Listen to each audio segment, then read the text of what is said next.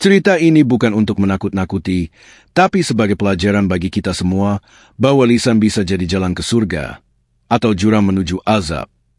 Tonton cerita ini sampai habis, dan jangan lupa tulis pendapat kalian di kolom komentar. Menurut kalian, apakah kejadian seperti ini bisa benar-benar terjadi karena dosa mulut? Atau hanya sekadar ujian biasa? Jangan lupa juga tekan like dan subscribe kalau kalian suka dengan kisah-kisah penuh hikmah seperti ini. Karena satu kisah bisa menyelamatkan banyak jiwa. Namanya Ayusari, seorang wanita muda asal Medan. Wajahnya rupawan, kulitnya putih bersih, dan tutur katanya manis. Sejak lulus kuliah, ia dikenal sebagai selebgram dan pemilik bisnis skincare yang cukup sukses. Di media sosial, Ayu sering mengunggah potret kehidupannya yang glamor, lengkap dengan tas bermerek, mobil mewah, dan wajah cantik penuh riasan. Tahun ini, Ayu memutuskan untuk menunaikan ibadah umroh bersama rombongan jamaah dari Medan. Bukan semata karena panggilan iman, tapi juga karena ingin membuat konten spiritual untuk menaikkan engagement followersnya. Ia pun menyewa fotografer pribadi untuk mendokumentasikan setiap momen ibadahnya. 3 hari di Tanah Suci, Ayu terus aktif memposting momen-momen di Masjid Nabawi dan Masjidil Haram. Foto saat berdoa, video saat menangis di depan Ka'bah, hingga pos-pos anggun dengan caption menyentuh tentang hidayah dan kesabaran. Namun siapa sangka, semua itu hanyalah topeng. Hari ketiga umroh, rombongan dijadwalkan untuk tawaf di Masjidil Haram. Suasana saat itu padat dan cuaca sangat panas. Tapi Ayu tetap tampil maksimal. Jilbabnya dililit rapi, wajahnya terlepas dari polesan tipis make-up, dan langkahnya anggun. Kamera terus mengarah padanya. Saat memasuki putaran keempat, tubuh Ayu mulai oleng. Kakinya gemetar, tangannya meraba pundak temannya. Namun detik berikutnya, ia terjatuh. Tubuhnya langsung tersungkur ke lantai marmer yang dingin. Orang-orang di sekitarnya panik. Beberapa jamaah perempuan mencoba mengangkatnya, sementara yang lain memanggil petugas. Ayu tidak sadarkan diri, dan mulutnya terbuka lebar. Teman dekatnya, Mita, berteriak sambil menangis. "Ayu! Astagfirullah, kenapa kau?" Tapi saat seorang mendekat untuk memeriksa, tiba-tiba, dari dalam mulut Ayu, muncul sesuatu yang membuat semua orang di sekitarnya membeku. Lidah? Ya, lidahnya menjulur panjang keluar dari mulutnya. Bukan 1 atau 2 sentimeter, tapi hampir 2 meter panjangnya. Lidah itu menjuntai ke lantai, menggelinjeng seperti ular. Warnanya gelap, berlendir, dan bergerak-gerak sendiri. Beberapa orang yang melihat langsung berteriak dan mundur ketakutan. Suasana tawaf yang khusyuk berubah jadi ricuh. Seorang ustadz berlari menghampiri sambil mengucap takbir, "Allahu Akbar, Allahu Akbar." Ayu masih tak sadar. Matanya terpejam, tapi tubuhnya kejang. Lidah itu tetap menjulur panjang, seperti tak ingin kembali ke dalam. Geger terjadi di sekitar Ka'bah. Para petugas masjid berusaha menenangkan situasi.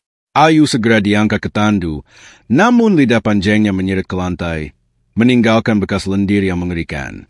Sementara itu, rombongan jamaah Ayu hanya bisa menangis dan bertanya dalam hati, apa yang sebenarnya terjadi dengan Ayu? Ayu dibawa ke ruang medis khusus di dalam kompleks Masjidil Haram. Petugas yang mengangkatnya pun gemetar, karena lidah yang menjulur itu bukan hanya panjang, tetapi juga bergerak-gerak seolah hidup. Beberapa di antara mereka menyangka itu jin, sebagian lain menyebut ini sihir. Tapi satu hal yang pasti, belum pernah mereka melihat kejadian seperti ini. Sesampainya di ruangan, tubuh Ayu mulai meronta. Matanya terbuka lebar, namun tidak fokus. Tatapannya kosong, dan dari mulutnya terus keluar suara erangan rendah yang mengerikan. Lidah itu kini menjulur hingga menyentuh lantai, dan tidak bisa ditarik kembali. Seolah-olah telah menjadi bagian asing dari tubuhnya sendiri. Ustadz Idrus, salah satu pembimbing rombongan, masuk ke ruangan dengan membawa air zam-zam dan mushaf Al-Quran. Ia langsung membaca ayat-ayat ruqyah, berharap jika ini gangguan makhluk halus, bisa segera diatasi. Namun saat ayat pertama dibacakan, tubuh Ayu menggeliat hebat, dan dari mulutnya keluar suara berat. Bukan seperti suara perempuan, tapi seperti suara laki-laki tua yang serak dan menyakitkan telinga. Jangan bacakan ayat itu. Ini balasan karena lidahnya. Karena mulutnya. Semua yang mendengar langsung gemetar. Suara itu menggelegar, namun mulut Ayu tidak benar-benar bergerak. Hanya lidahnya yang bergetar hebat. Ustadz Idrus tetap melanjutkan bacaan, meskipun matanya mulai berkaca-kaca melihat penderitaan Ayu. Beberapa jamaah perempuan yang menyaksikan kejadian itu dari balik tirai menangis ketakutan. Salah satu dari mereka, yang pernah dekat dengan Ayu, berkata lirih, "Dia memang sering begitu, Ustadz. Sering menghina orang, mulutnya tajam, suka mempermalukan temannya sendiri di media sosial." Tangis makin pecah. Bahkan seorang wanita tua dari rombongan berkata sambil menggigil, "Ya Allah, ini mungkin azab MU yang engkau tampakkan di rumah MU." Dokter Saudi yang menangani Ayu hanya bisa geleng-geleng kepala. Secara medis, mereka tidak bisa menjelaskan apa yang terjadi. Tak ada kelainan organ, tak ada luka dalam. Tapi lidah itu tetap panjang, tetap menjulur, tetap menggeliat, seolah mengandung beban dosa yang tak terucap. Ayu sendiri mulai sadar perlahan. Namun ia tak bisa bicara. Matanya hanya bisa meneteskan air mata. Ia tampak menyesal. Namun lidah itu seperti belum mau diampuni. Masih menggantung dari mulutnya, menjadi saksi bisu dari dosa-dosa yang dulu terlontar dengan mudahnya. Di kamar itu, suasana menjadi sangat hening. Hanya terdengar suara pelan Ayu yang lirih. "Ampuni aku, ya Allah." Di hotel tempat rombongan Ayu menginap, suasana berubah muram. Tidak ada lagi canda dan tawa. Hampir semua jamaah memilih berdiam di kamar masing-masing, mengurung diri dalam rasa takut dan renungan. Beberapa dari mereka mulai merenungi ucapan dan perilaku sendiri. Jika Ayu yang tampak alim dan cantik saja bisa diberi peringatan begitu keras, bagaimana dengan diri mereka? Ustadz Idrus duduk termenung di lobi hotel. Matanya sayu, mulutnya tak henti-henti berzikir. Ia memegang ponsel dengan tangan gemetar, menanti sambungan video call dari Medan, tepatnya dari ibunda Ayu yang bernama Bu Fatimah.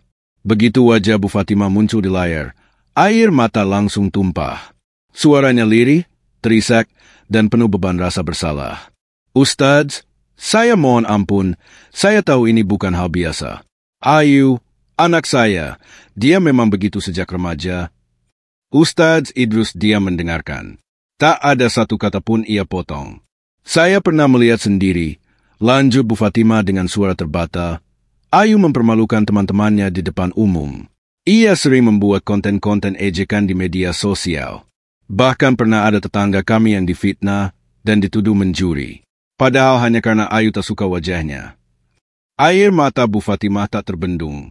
Dia selalu bilang, "Lidahku tajam, orang harus tahu rasa." Saya pernah menegur, tapi dia malah berkata dengan sombong, "Kalau memang lidahku salah, biar Allah yang hukum." Ustadz Idrus menundukkan wajah. Suasana jadi sangat hening. Jamaah lain yang ikut mendengar, ikut menangis. Tak sedikit yang menutup wajahnya, malu atas dosa-dosa sendiri. "Dan saya ingat betul, Ustadz," Bu Fatimah berkata sambil menatap layar, "satu malam, Ayu bermimpi aneh. Dia bilang ada makhluk yang mengikat lidahnya. Tapi ia menganggap itu cuma bunga tidur." Ustadz Idrus menundukkan wajah. Suasana jadi sangat hening. Jamaah lain yang ikut mendengar, ikut menangis. Tak sedikit yang menutup wajahnya, malu atas dosa-dosa sendiri. "Dan saya ingat betul, Ustadz," Bu Fatimah berkata sambil menatap layar, "satu malam, Ayu bermimpi aneh. Dia bilang ada makhluk yang mengikat lidahnya. Tapi ia menganggap itu cuma bunga tidur." Ustadz Idrus menghela napas panjang. "Mungkin ini peringatan langsung dari Allah, Bu. Karena apa yang diucapkan bisa jadi azab, bukan hanya di akhirat, tapi bahkan di dunia." Tak lama setelah panggilan itu selesai, Ustadz Idrus berdiri dan mengajak seluruh rombongan untuk sholat taubat di kamar masing-masing.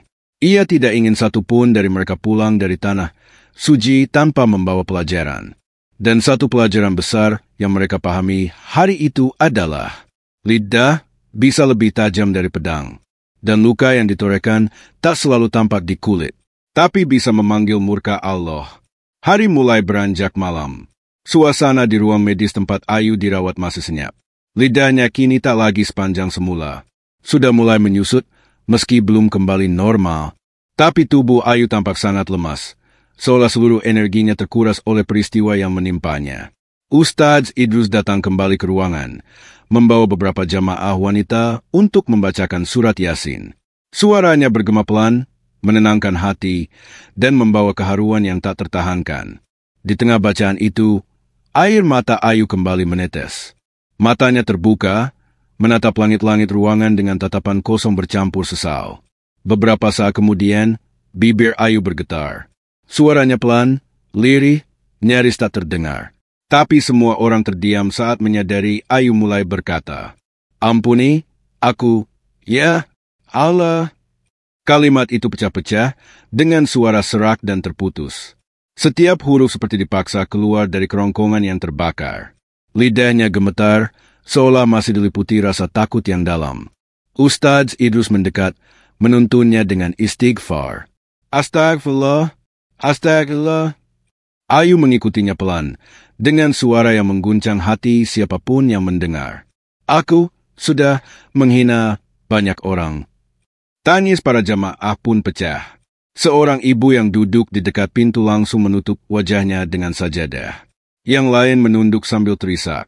Ayu melanjutkan dengan suara parau, "Aku terlalu bangga dengan wajahku, dengan mulutku."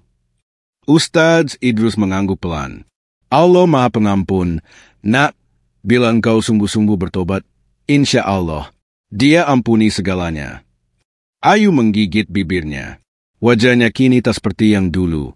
Tak ada lagi sisa riasan. Tak ada lagi kilau kecantikan. Tapi dari matanya, terpancar ketulusan yang tulus, luka batin yang dalam, dan penyesalan yang tak bisa digambarkan dengan kata-kata. "Lidah ini sudah jadi azab buatku, ya Allah." Ustadz Idrus hanya bisa mengusap kepala Ayu perlahan. Ia tahu, malam ini bukan hanya tubuh Ayu yang sakit, tapi ruh dan jiwanya juga sedang dihancurkan agar bisa dibentuk ulang oleh taubat yang sebenarnya. Dan di sanalah, di kota suci Mekah, seorang wanita muda cantik dari Medan akhirnya tersungkur, bukan karena pingsan, tapi karena hatinya akhirnya sujud sebenar-benarnya di hadapan Rabb-nya. Pagi kelima di Tanah Suci, cahaya mentari menyusup ke sela-sela jendela ruang medis. Suara azan subuh dari Masjidil Haram menggema pelan, menggugah hati siapapun yang mendengarnya. Di kamar itu, Ayu perlahan membuka mata. Tangannya mulai bisa digerakkan, dan yang paling mengejutkan, lidahnya telah kembali seperti semula. Tak ada lagi lidah menjulur panjang. Tak ada suara berat yang menyeramkan. Hanya tubuh lemah seorang perempuan yang tampak sangat berbeda dari hari-hari sebelumnya. Wajah Ayu kini pucat, tapi tampak bersih. Pandangannya kosong, namun kali ini penuh rasa syukur dan kehancuran ego. Ustadz Idrus datang dengan senyuman tipis. Ia membawa kabar bahwa salah satu ulama Mekah yang dikenal dalam ilmu ruqyah dan tafsir mimpi ingin bertemu langsung dengan Ayu. Ulama itu bernama Syekh Abdul Latif, lelaki tua yang sangat dihormati di kalangan ulama setempat. Ketika Syekh Abdul Latif masuk ke ruangan, suasana menjadi sangat hening. Beliau duduk di samping tempat tidur Ayu, menatapnya dalam-dalam, lalu mengelus pundaknya perlahan. "Wahai anak muda," ucapnya dengan bahasa Arab yang diterjemahkan oleh penerjemah rombongan, "engkau telah diberikan peringatan yang sangat keras. Tapi engkau masih hidup, itu tandanya Allah masih memberi kesempatan." Ayu menunduk. Air matanya jatuh satu persatu. Bibirnya bergetar, tapi ia tak sanggup berkata apa-apa. Syekh Abdul Latif melanjutkan, "Lidahmu itu bukan karena sihir, bukan pula karena penyakit, tapi karena murka Allah atas ucapanmu sendiri. Karena engkau menggunakan nikmatnya untuk menyakiti sesama." Para jamaah yang ikut hadir menunduk. Tak ada satupun yang berani mengangkat wajah. "Dan ketahuilah," lanjut Syekh, "engkau telah ditolong karena doamu sendiri, karena tangisanmu, karena rasa takutmu. Tapi ingat, jika engkau kembali menghina orang lain, jika lidahmu kembali menjadi pisau, maka engkau tak akan lumpuh hanya di mulutmu, tapi seluruh tubuhmu akan dicabut nikmatnya." Ayu menangis histeris. Tangannya menutup wajah. Ia sadar ini bukan mimpi. Ini nyata. Dan peringatan itu bukan ancaman kosong, melainkan ketetapan yang bisa datang kapan saja jika ia kembali ke jalan lama. Syekh Abdul Latif mengakhiri nasihatnya dengan lembut. "Bertobatlah. Jangan bangga lagi dengan wajahmu. Jangan andalkan lagi followers MU. Jangan jadikan mulutmu sebagai alat menyombongkan diri. Gunakan untuk zikir, untuk mendoakan, untuk menuntun orang pada kebaikan. Ustadz Idrus menggenggam tangan Ayu sambil berkata pelan, "Kamu masih diberi waktu, jangan sia-siakan." Dan hari itu, Ayu berjanji, bukan hanya di depan Syekh, tapi di depan Allah, di rumahnya, dan di dalam hatinya sendiri, bahwa mulutnya tak akan lagi menjadi sumber luka bagi orang lain, tapi akan menjadi saksi dari tobatnya yang tak main-main. 3 hari setelah kejadian mencekam itu, Ayu Sari kembali pulang ke Indonesia bersama rombongan jamaah umroh. Tidak ada lagi wajah glamor, tidak ada kamera, tidak ada konten. Hanya seorang wanita muda yang kini menunduk dalam diam, menyimpan luka sekaligus pelajaran hidup yang tidak bisa dibeli dengan uang. Sesampainya di Bandara Kuala Namu, beberapa media lokal sempat meliput kepulangan rombongan. Tapi Ayu memilih mengenakan masker tebal dan jilbab lebar. Ia tak ingin lagi jadi pusat perhatian. Bahkan ia meminta langsung pada tim pembimbing agar tidak disebutkan dalam daftar penumpang saat konferensi pers. Beberapa hari setelah tiba di Medan, Ayu membuat sebuah video singkat. Bukan di studio profesional, bukan pula dengan pencahayaan sempurna. Ia duduk di depan kamera ponsel, wajahnya polos tanpa riasan. Dan untuk pertama kalinya, ia berkata jujur, tanpa kepalsuan, tanpa pencitraan. Assalamualaikum warahmatullahi wabarakatuh. Saya Ayu Sari. Mungkin kalian mengenal saya sebagai pemilik brand kecantikan atau selebgram yang sering posting tentang gaya hidup mewah. Tapi kali ini, izinkan saya bicara sebagai seorang hamba Allah yang pernah ditegur dengan cara paling memalukan. Suaranya bergetar, matanya mulai basah. Saat di Mekah, lidah saya menjulur hampir 2 meter. Saya tidak bisa bicara, tidak bisa mengontrol tubuh saya. Saya dipermalukan di depan ratusan jamaah. Itu bukan mimpi, itu nyata. Dan saya tahu, semua itu karena ucapan-ucapan saya dulu. Karena saya sering menghina, mencibir, menyombongkan diri, bahkan mempermainkan perasaan orang hanya demi konten. Tangisnya mulai pecah. Saya ingin sampaikan pesan ini untuk semua perempuan Indonesia, terutama yang hidup di media sosial seperti saya dulu. Berhati-hatilah dengan lidah, karena bisa jadi satu hinaan, satu kalimat sombong, satu umpatan cukup untuk membuat Allah murka. Jangan tunggu sampai Allah mempermalukan kita di tempat yang paling suci, seperti yang saya alami. Ia menunduk, lalu menutup video dengan kalimat terakhir. Mulutmu bisa jadi nerakamu, tapi juga bisa jadi jalur menuju surga jika kau gunakan untuk berzikir dan berkata baik. Pilihlah sebelum Allah yang memilih untukmu. Sejak hari itu, Ayu tak pernah lagi kembali ke dunia selebritas maya. Ia menutup semua akun media sosialnya, mengganti bisnisnya dengan produk Islami, dan aktif menjadi relawan dakwah bagi kaum perempuan di pelosok desa. Dan kisahnya terus menyebar, menjadi pengingat bahwa lidah, sekecil apapun, bisa menjadi sebab datangnya murka Allah jika tidak dijaga. Semoga kita termasuk hamba yang senantiasa menjaga ucapan, sebelum ucapan itu berubah menjadi azab yang nyata. Lidah adalah anugerah, namun juga bisa menjadi sumber petaka jika tak dijaga. Ucapan yang menyakiti orang lain, hinaan, fitnah, dan kesombongan dari mulut bisa membawa murka Allah, bahkan sebelum hari kiamat tiba. Maka berhati-hatilah, sebab satu kata bisa lebih menyakitkan daripada 1000 pukulan. Tidak ada suatu kata yang diucapkannya melainkan ada di dekatnya malaikat pengawas yang selalu hadir. Quran Surat Kaf 18. Ayat ini mengingatkan bahwa setiap ucapan, sekecil apapun, dicatat oleh malaikat dan akan dimintai pertanggungjawaban kelak. Cerita ini adalah fiktif, namun disusun dengan gaya nyata agar menjadi pelajaran berharga untuk kita semua.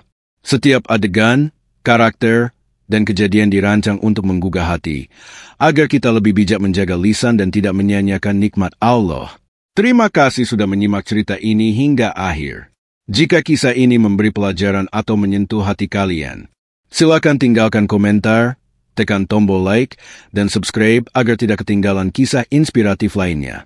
Dan jangan lupa, jaga lisanmu, sebelum lisanmu yang menghancurkanmu.